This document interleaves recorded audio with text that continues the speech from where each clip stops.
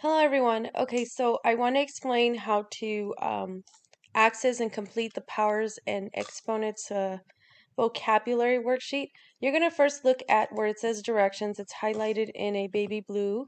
And then you're going to see check marks. You're going to see three little boxes, which are considered check boxes. The first one with the directions is what you're going to follow. You're going to complete using the two-column chart to organize the vocabulary by selecting the drop-down to select the correct terms to complete each definition.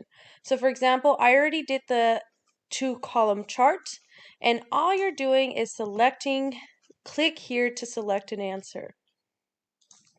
Then you are going to select which word or term goes with the definition.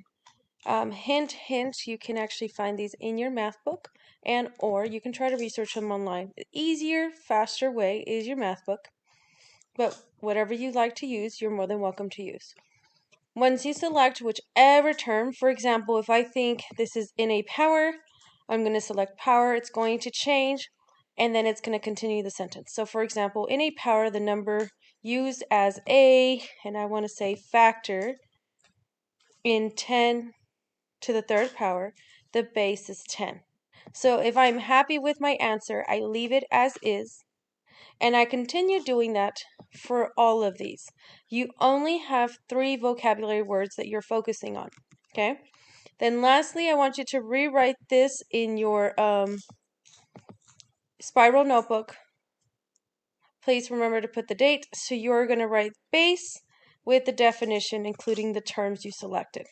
Once you're completed with all of this, you're going to silently read. So what makes it easier for me as I finish each section, if I complete all of this, I use the check box where I select it, and it crosses out what I already completed so I know which one I'm doing next.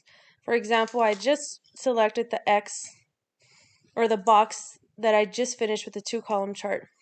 Once I finish rewriting this in my spiral notebook, I'm going to check this box as well so it can cross out and know that the last thing I need to do is reading silently.